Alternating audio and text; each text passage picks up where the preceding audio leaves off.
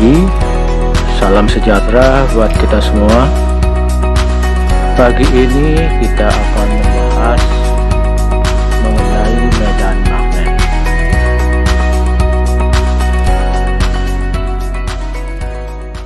Apakah medan magnet itu?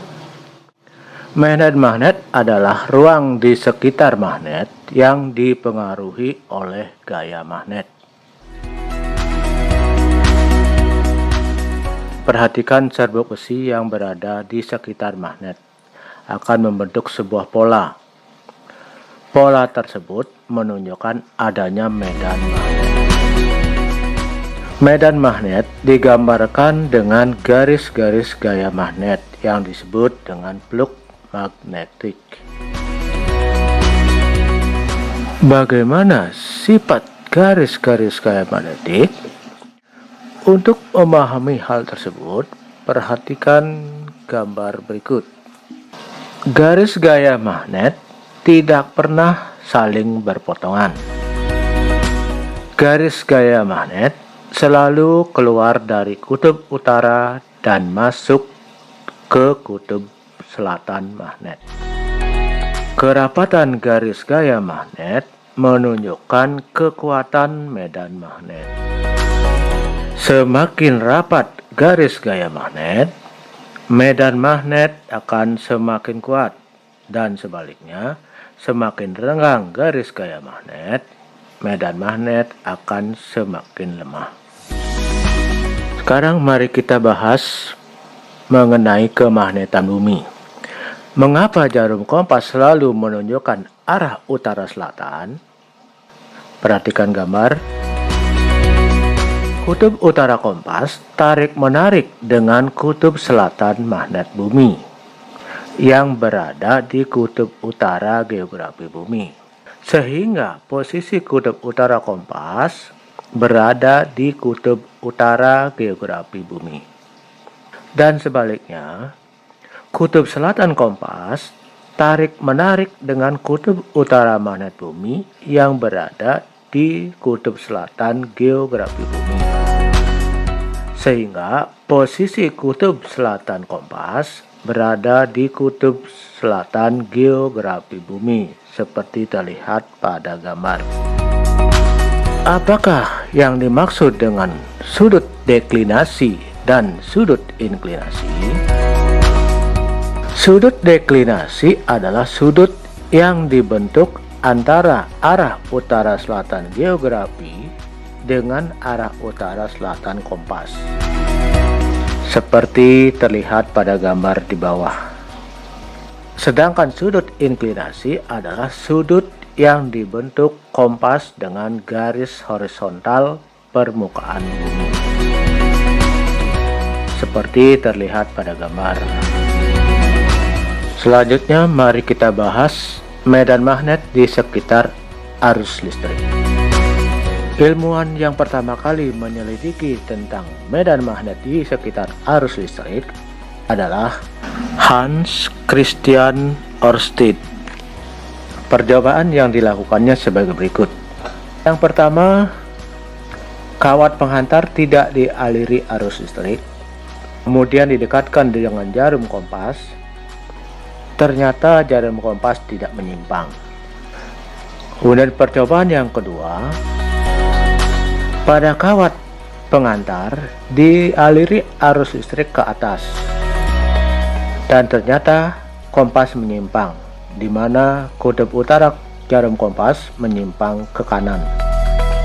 Percobaan yang ketiga, pada kawat pengantar dialiri arus listrik ke bawah. Nah, kutub utara kompas akan menyimpang ke kiri. Kesimpulan dari pengamatan Ørsted yang pertama adalah di sekitar penghantar kawat yang dialiri listrik terdapat medan magnet yang disebut dengan induksi magnetik. Yang kedua, arah medan magnet tergantung pada arah arus listrik yang mengalir pada kawat penghantar. Untuk selanjutnya, mari kita bahas garis-garis gaya magnet pada kawat pengantar berarus listrik. Yang pertama, garis-garis gaya magnetik di sekitar kawat penghantar lurus. Medan magnetik di sekitar kawat penghantar lurus berarus listrik berbentuk lingkaran dan dapat ditentukan dengan aturan tangan kanan seperti gambar di samping. Arah ibu jari menunjukkan arah arus listrik atau I. Arah keempat jari yang lain menunjukkan arah medan magnet atau B. Yang kedua, garis-garis gaya magnetik pada kumparan berarus yang sering disebut dengan solenoida. Kutub magnet yang terjadi pada kumparan berarus listrik tergantung dari arah arus listrik tersebut, seperti pada gambar di samping. Pada kedua gambar dengan arah arus yang berlawanan, dan akan terbentuk pula kutub utara dan selatan magnet yang berlawanan pula.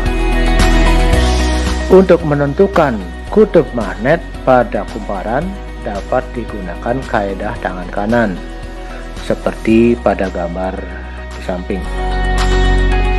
Keempat jari menunjukkan arah arus listrik I, dan ibu jari menunjukkan arah kutub utara. Mari kita bahas contoh-contoh soal berikut. Perhatikan gambar. Tentukan ujung batang besi yang menjadi kutub utara dan kutub selatan.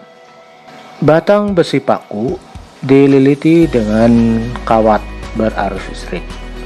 Arah arus listrik yang berada di depan paku itu mengarah ke atas, dan di belakang paku mengarah ke bawah, seperti yang ditunjukkan oleh anak panah. Dengan menggunakan kaidah tangan kanan, maka kita dapatkan bahwa ujung C menjadi kutub utara dan ujung D menjadi kutub selatan. Perhatikan gambar yang kedua. Batang XY dililiti kawat yang berarus listrik. Dari gambar terlihat bahwa kawat yang berada di depan batang besi, arah arusnya ke bawah. Dengan menggunakan kaidah tangan kanan, kita peroleh bahwa Y akan menjadi kutub utara dan X akan menjadi kutub selatan. Oke, sampai di sini perjumpaan kita. Semoga bermanfaat dan terima kasih. Sampai jumpa pada video berikutnya.